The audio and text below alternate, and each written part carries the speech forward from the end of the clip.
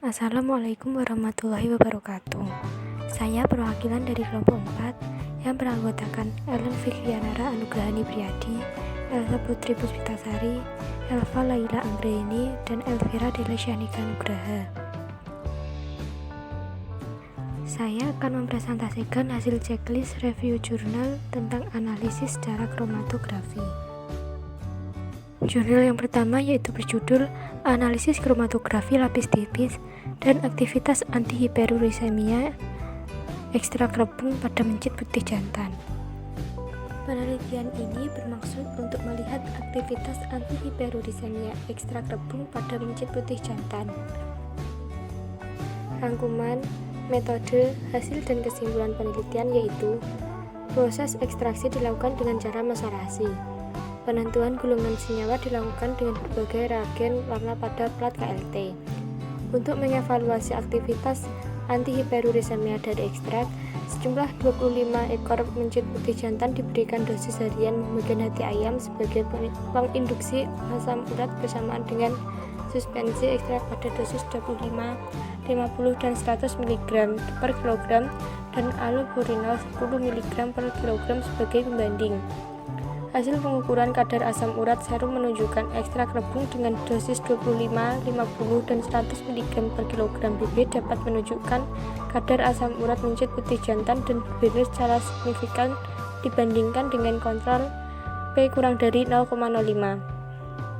Penelitian ini menyimpulkan bahwa ekstrak rebung memiliki aktivitas antihiperurisemia. Latar belakang penelitian ini yaitu bambu merupakan tanaman yang memiliki berbagai manfaat, mulai dari ujung atas sampai ke akarnya. Tunas bambu yang dikenal dengan rebung sering dimanfaatkan sebagai sayuran dan makanan lezat di berbagai negara. Tidak hanya sebagai makanan, rebung juga digunakan di dalam pengobatan secara tradisional oleh masyarakat di berbagai negara. Di Cina, rebung dimanfaatkan sebagai obat sejak 2000 tahun yang lalu, misalnya dalam pengobatan infeksi. Rebung yang dicampurkan dengan gula enau dapat melancarkan persalinan. Rebusan rebung dapat dimanfaatkan untuk meningkatkan selera makan. Air hasil rebusan rebung juga dapat dimanfaatkan untuk membersihkan luka akibat infeksi termasuk juga borok. Menurut informasi tradisional Cina, masyarakat memanfaatkan air rebusan rebung yang secara efektif bermanfaat dalam pengobatan rematik. Rebung memiliki efek antioksidan, anti-free radikal, dan anti-aging yang sangat baik karena terdapatnya flavon dan glikosida. Komponen ini diekstraksi dan dapat dibuat dalam bentuk kapsul dan tablet. Asam urat merupakan hasil akhir dari metabolisme purin, suatu sisa yang tidak mempunyai peran fisiologi. Kadar asam urat di dalam darah yang berlebihan tidak hanya menjadi penyebab penyakit asam urat, tetapi juga merupakan faktor risiko terhadap penyakit jantung dan penyakit metabolik lainnya. Penyakit asam urat tidak hanya berkembang di negara-negara industri maju, seperti negara-negara barat yang mempunyai standar kehidupan yang baik, namun juga negara-negara berkembang. Dalam sebuah riset epidemiologi, terungkap bahwa prevalensi asam urat meningkat pada populasi pria maupun wanita, dan pria memiliki tingkat kejadian lebih tinggi dibandingkan wanita. Pada kelompok usia kurang dari 65 tahun, laki-laki memiliki prevalensi 4 kali lebih tinggi dari wanita. Sedangkan pada kelompok usia lebih dari 65 tahun, laki-laki memiliki prevalensi 3 kali lebih tinggi dari wanita. Penderita penyakit hiperurisemia sering diresepkan allopurinol sebagai obat penurun kadar asam urat. Allopurinol memiliki mekanisme kerja sebagai inhibitor statin oksidase yang menghambat produksi asam urat dan sintesis purin. Meskipun tergolong sangat efektif, allopurinol memiliki efek samping yang tidak diinginkan seperti mual, diare, hingga kulit kemerahan yang disertai gatal. Usaha pencarian dan pengembangan obat-obatan baru di dalam mengatasi suatu penyakit harus senantiasa dilakukan, termasuk juga melalui pengujian dari bahan alam. Yang menjadi objek penelitian dalam percobaan ini adalah mencit putih jantan. Penelitian ini diharapkan dapat menghasilkan suatu data tentang pengaruh ekstrak rebung bambu lemang terhadap kadar asam urat darah pada mencit putih jantan. Penelitian ini bertujuan untuk melihat pengaruh ekstrak bambu terhadap kadar asam urat mencit putih jantan. Penelitian menggunakan metode kromatografi lapis tipis untuk menganalisis aktivitas antihiperurisemia. Kriteria dari objek penelitian.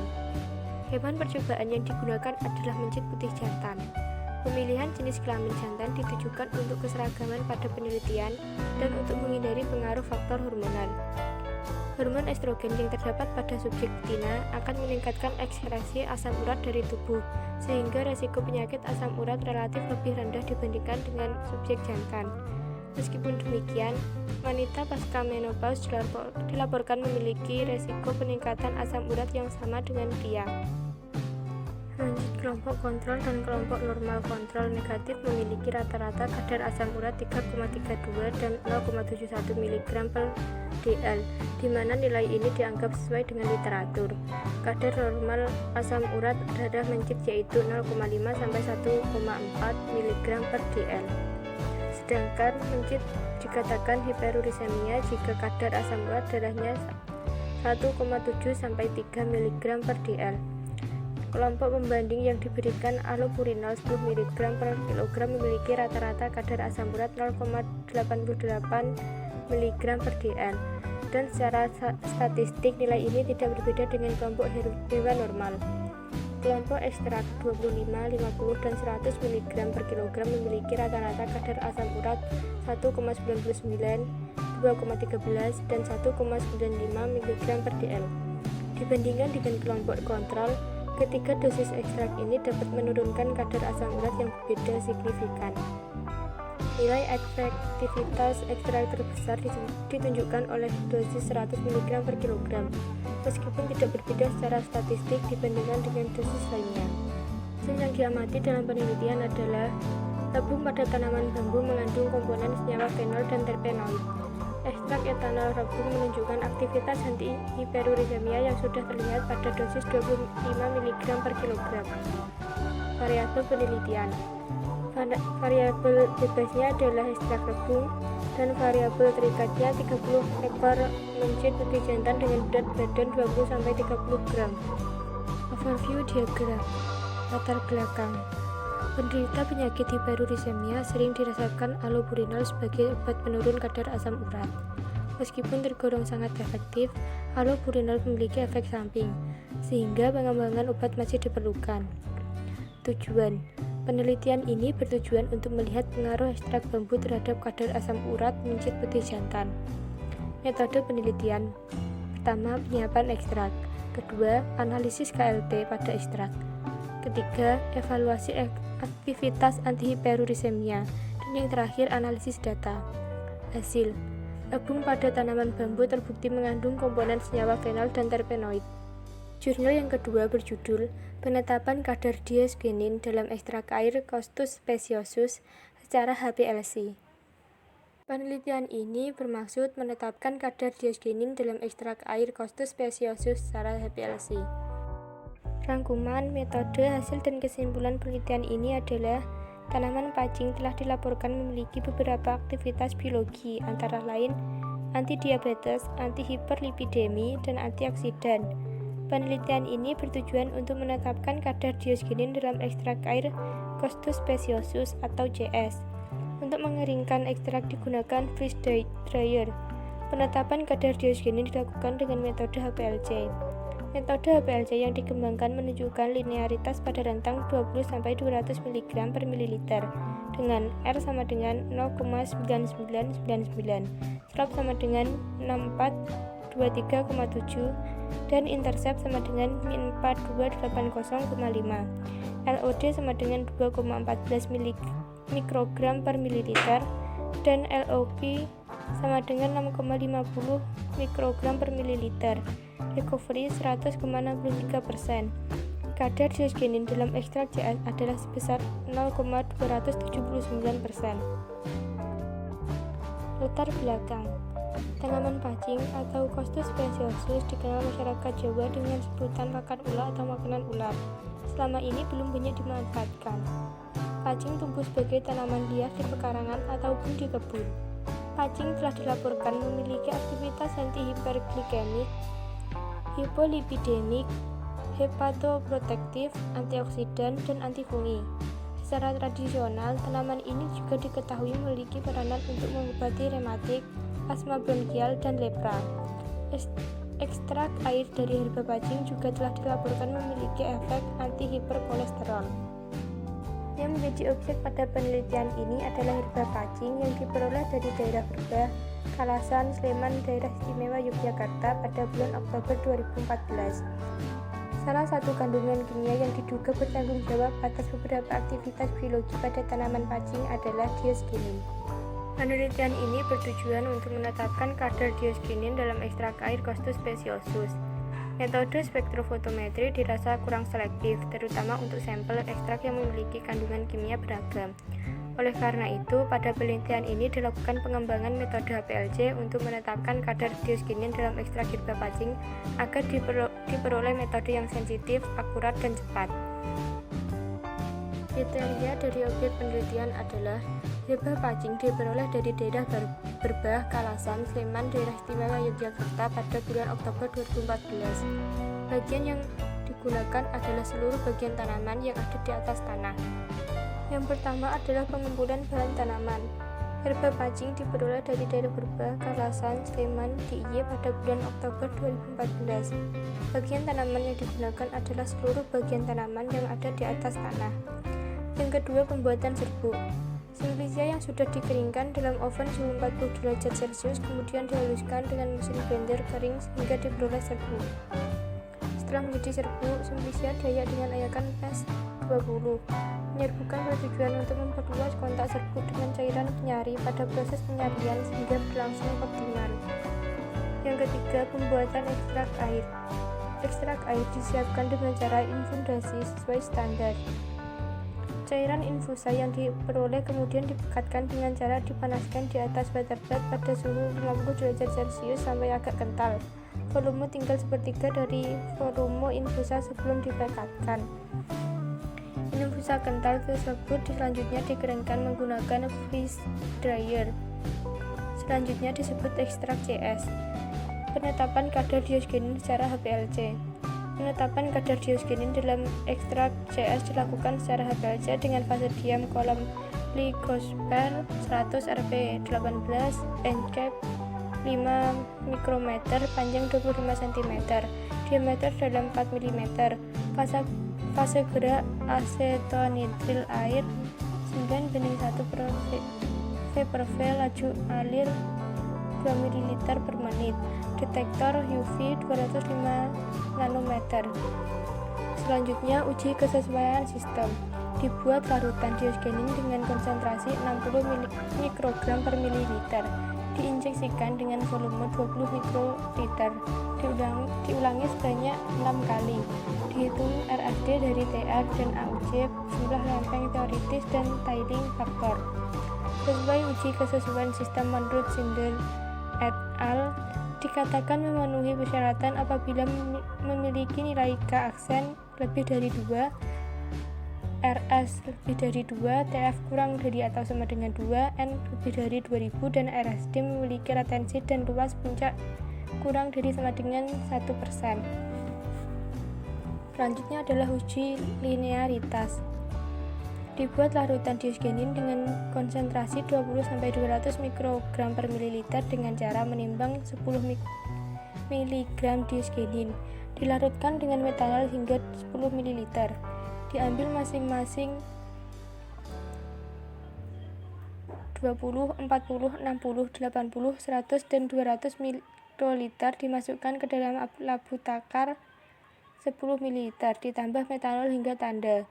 Masing-masing larutan diinjeksikan ke dalam sistem HPLC di atas dengan volume injeksi 20 mikroliter. Dicatat TR dan AUC masing-masing, dibuat kurva hubungan antara konsentrasi dioskinin dengan AUC. Ditentukan juga persamaan regresi linearnya. Linearitas dikatakan baik jika nilai R lebih dari sama dengan 0,999. Uji presisi. Dibuat larutan standar dioskinin dalam metanol konsentrasi 60 mikrogram per mililiter. Injeksikan ke dalam sistem HPLC. Dicatat TR dan AUC.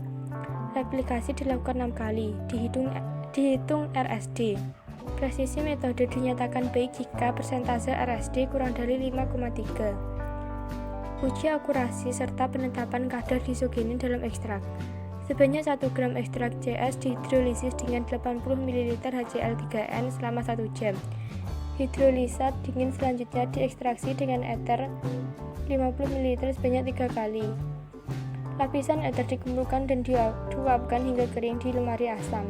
Residu dilarutkan dalam metanol hingga 10 ml, kemudian disaring dengan milibor ukuran 0,2 mikrometer. Untuk menetapkan kadar dioksigenin dalam sampel, diambil 2 ml larutan induk sampel, ditambah metanol hingga 5 ml. Untuk melihat akurasi, diambil 2 ml larutan induk sampel, ditambahkan 100 mikroliter standar dioksigenin konsentrasi 1 mg per mililiter, ditambahkan metanol hingga 5 ml. Diinjeksikan sebanyak 20 mikroliter ke dalam sistem HPLC, dihitung persentase recovery dengan rumus persentase recovery sama dengan standar ditentukan dibagi standar ditambahkan dikali 100.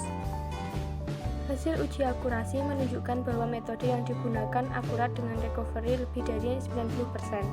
Berdasarkan data uji kesesuaian sistem, uji linearitas, uji presisi, dan uji akurasi, terlihat bahwa metode HPLC yang dikembangkan relatif cepat, teliti, dan akurat untuk menetapkan kadar dioksigenin dalam ekstrak. Kadar dioksigenin dalam ekstrak air herba pacing diperoleh sebesar 0,28%. Yang menjadi variabel penelitian adalah seluruh bagian tanaman herba pacing yang dibuat menjadi simplisia dengan cara dikeringkan. Overview diagram. Latar belakang. Tanaman pacing telah dilaporkan memiliki beberapa aktivitas biologi, antara lain antidiabetes, antihiperlipidemi, dan antioksidan. Salah satu kandungan kimia yang diduga bertanggung jawab atas beberapa aktivitas biologi tersebut adalah dioksigenin. Tujuan. Penelitian ini bertujuan untuk menetapkan kadar dioksigenin dalam ekstrak air Costus speciosus atau CS. Metode penelitian menggunakan metode HPLC. Sistem HPLC yang digunakan adalah fase diam microsper 100 rp 18 NK 5 mikrometer, panjang 25 cm, diameter dalam 4 mm. Fase gerak adalah asetonitril air, laju alir 2 ml per menit, dan deteksi pada UV 205 nanometer. Metode HPLC yang dikembangkan menunjukkan linearitas pada rentang 20-200 mikrogram per mililiter dengan R sama dengan 0,9999, slope sama dengan 6423,7, dan intercept sama dengan min 4280,5. LOD 2,14 mikrogram per mililiter dan LOV sama dengan 6,5 mikrogram per mililiter. Recovery 100,63%.